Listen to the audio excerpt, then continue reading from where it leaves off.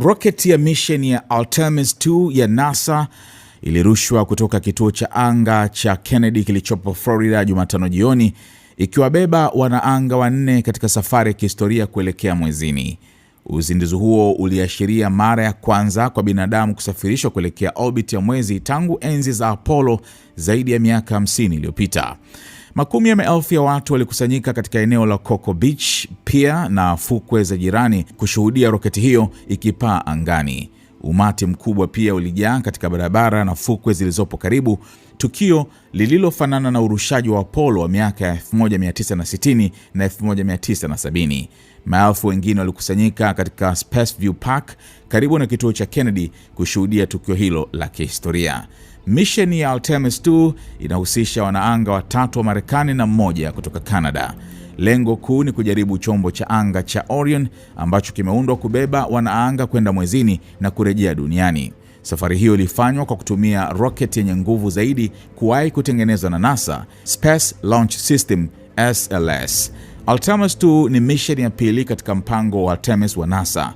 Mission ya kwanza, Artemis 1, ilitumia chombo cha Orion bila binadamu kuzunguka mwezi mwaka 2022.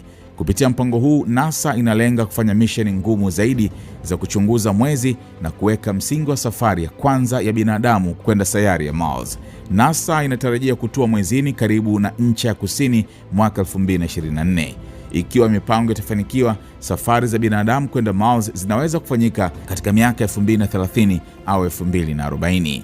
NASA iliongoza kubuni rocket ya Space Launch System na capsule ya Orion, huku kampuni binafsi SpaceX na Blue Origin zikitarajiwa kutoa vyombo vya kutua mwezini kwa mission zijazo.